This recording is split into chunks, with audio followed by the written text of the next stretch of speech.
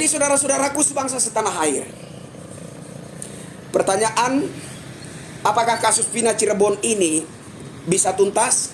Jawaban saya sederhana. Sederhana sekali. Selama Kapolri Jenderal Listio Sigit Prabowo belum diganti, saya pesimis. Kasus ini baru akan tuntas setuntas-tuntasnya, sebagaimana realita, sebagaimana yang terjadi apabila Kapolri Jenderal Listio Sigit Prabowo dicopot dan diganti dengan sosok jenderal polisi lainnya yang lebih tegas, yang lebih berani melawan arus mafia hukum.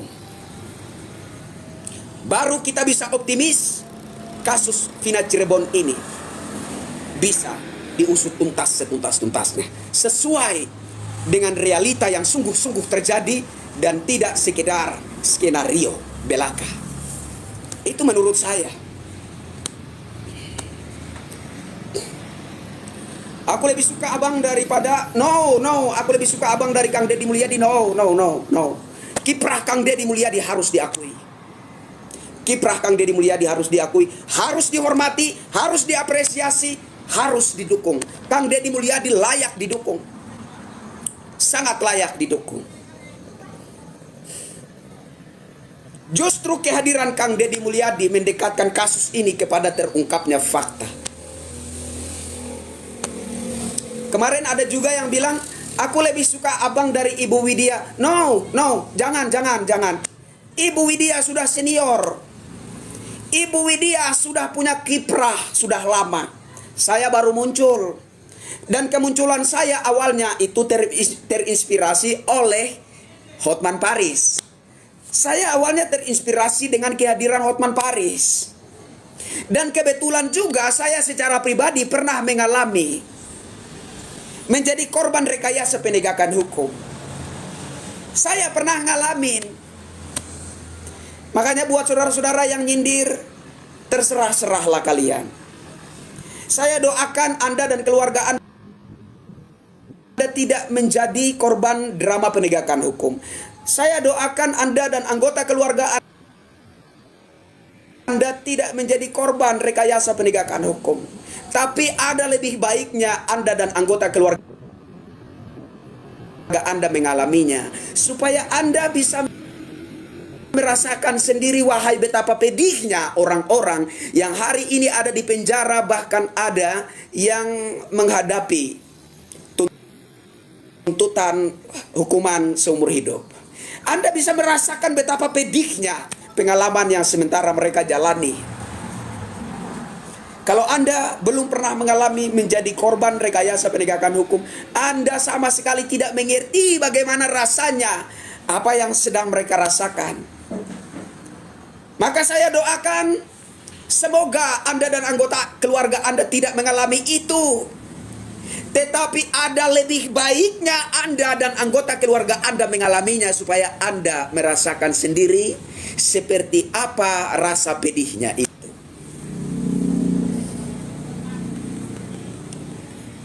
Kang Deddy Mulyadi itu dia membantu pakai hati dan perasaan, ya bos. Jelas dia membantu pakai hati. Bukan sekedar pakai hati, pakai waktu, pakai tenaga, pakai pikiran, pakai duit, bahkan nyawa dia pertaruhkan. Saudara-saudara belum mengerti. Kalau saudara-saudara sudah pernah turun lapangan mengawal kasus seperti ini, kalau saudara-saudara sudah pernah menjadi tim atau ikut dalam grup pencari fakta, saudara-saudara baru tahu seperti apa horornya kita diikuti orang tak dikenal. Saudara-saudara baru akan merasakan, baru akan mengerti. Kalau saudara-saudara sudah pernah ikut turun lapangan, bergabung dengan grup pencari fakta, saudara-saudara baru mengerti seperti apa rasanya, seperti apa horornya kita dibuntuti oleh orang tak dikenal. Saya sudah pernah mengalami itu, dan saya yakin, seyakin-yakinnya Kang Deddy Mulyadi mengalami hal yang sama. Diikuti, diintip, dibuntutin oleh orang-orang tak dikenal. Apa yang kita lihat di sana? Nyawa dia pertaruhkan, keselamatan diri pribadinya dipertaruhkan demi membantu rakyat kecil menggapai keadilan. Dia sosok yang luar biasa. Jadi tidak sekedar menggunakan hati, tidak sekedar menggunakan perasaan, tapi kita juga harus melihat ada pikiran, tenaga, waktu, uang, biaya perjalanan, ongkos minyak, menggaji kameramen untuk mendokumentasi semua aktivitasnya di lapangan. Semua dia lakukan. Untuk apa? Untuk menolong rakyat kecil menggapai keadilan. Apa tak luar biasa sosok Kang Deddy Mulyadi ini? Apa tak luar biasa sosok Kang Deddy Mulyadi ini? Gak ada urusan saya dengan Kang Deddy Mulyadi. Tapi kegigihannya hadir di masyarakat, membantu rakyat kecil memiliki keadilan. Itu yang membuat saya sangat kagum terhadap Deddy Mulyadi. Sangat-sangat kagum terhadap Deddy Mulyadi. Dan kita harus mendukung orang-orang seperti ini. Kita harus mengapresiasi orang-orang seperti ini. Dia sosok yang luar biasa.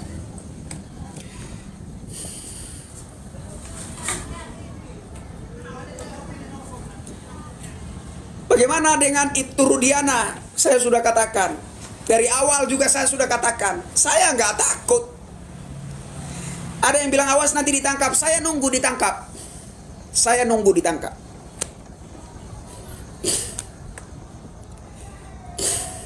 Sempat ada yang ngerekam layar.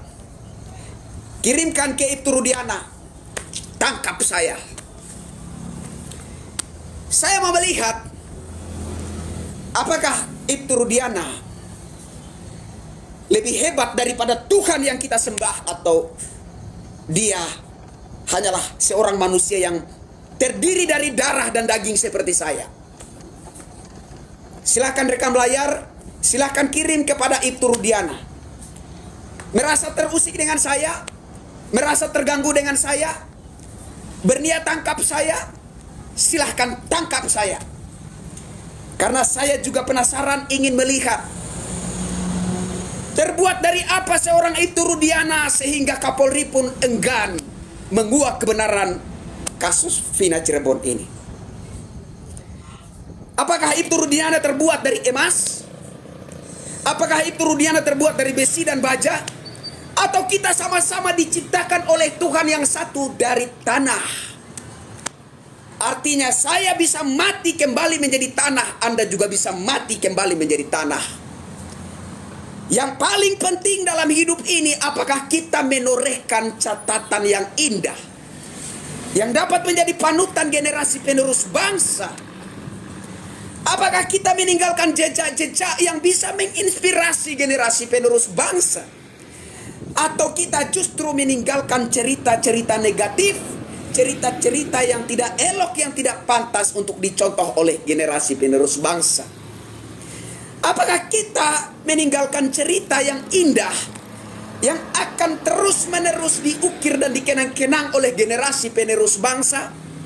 Ataukah kita meninggalkan momok, menakutkan, menjijikkan bagi generasi penerus bangsa? Ini pertanyaan umum yang patut kita renungkan. Berapa tahun Anda hidup? 70 tahunkah? 80 tahunkah? 100 tahunkah? 1000 tahunkah? Suatu saat Anda pasti mati dan kembali menjadi tanah, karena kita sama-sama terbuat dari tanah.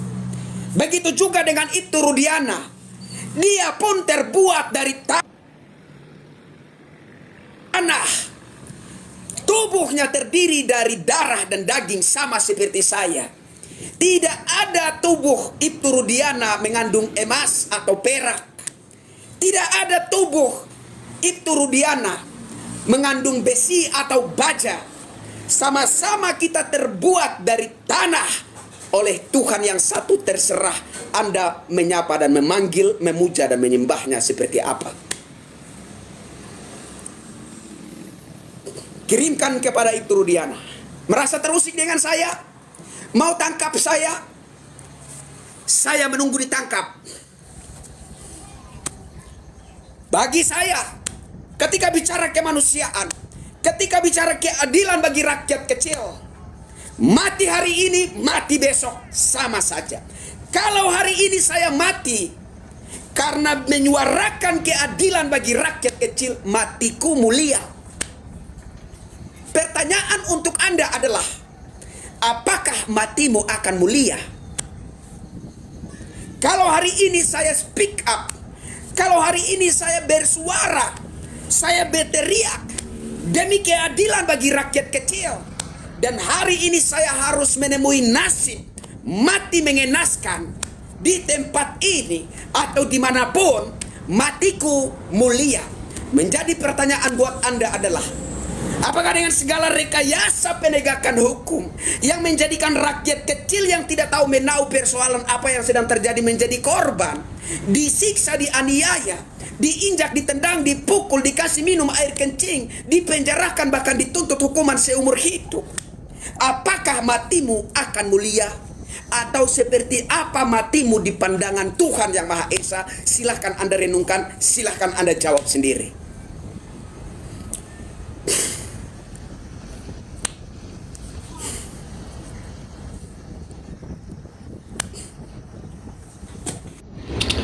Warahmatullahi wabarakatuh, salam sejahtera, selamat sore. Ada yang mau berinteraksi dengan saya? Monggo silakan.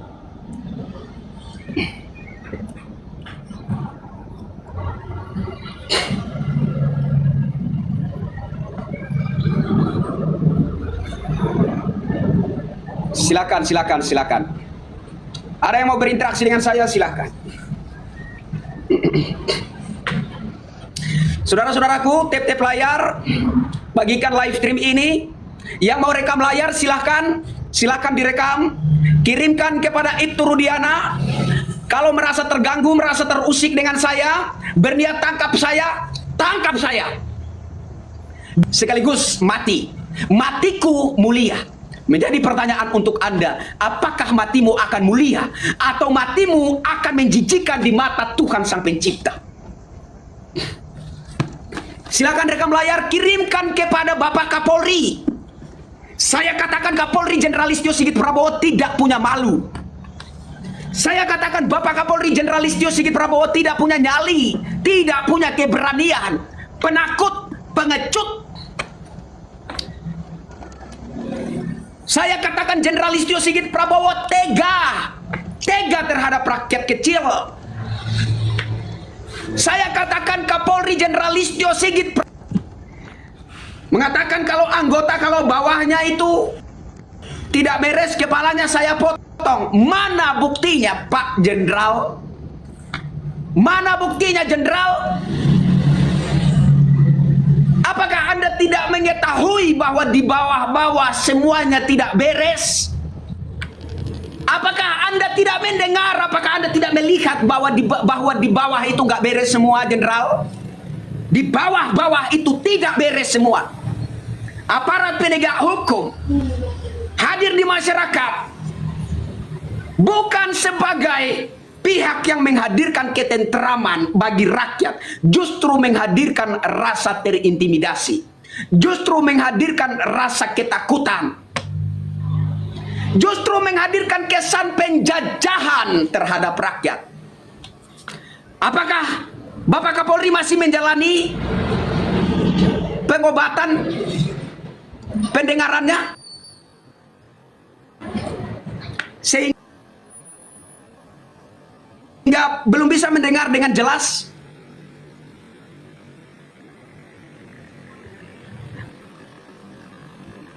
Apakah Bapak Jenderal Listio Sigit Prabowo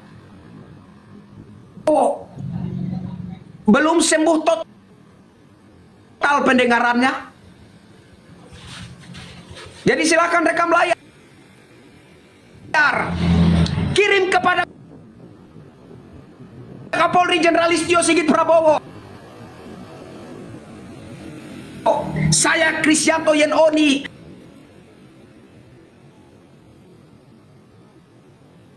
menyatakan Kapolri Jenderal Listio Sigit Prabowo pengecut,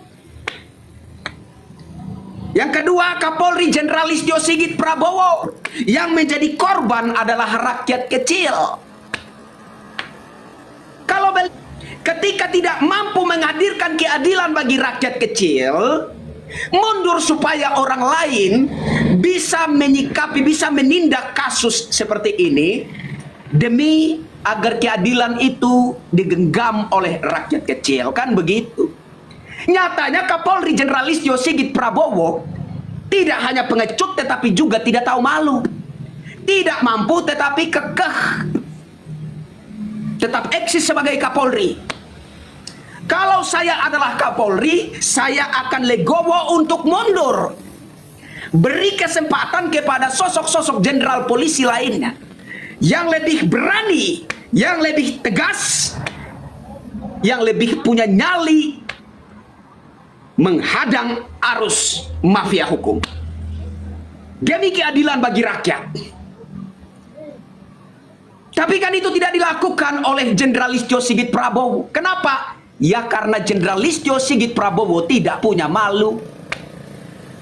Sampaikan kepada beliau, hormat Jenderal, mau tangkap saya, monggo Kristianto Yenoni menunggu ditangkap. Matiku mulia. Menjadi pertanyaan buat Anda Bapak Kapolri, apakah matimu akan mulia? Ataukah matimu akan menjijikkan di mata Tuhan Sang Pencipta karena membiarkan rakyat kecil merana dalam keputusasaan karena tidak dapat menggapai keadilan itu?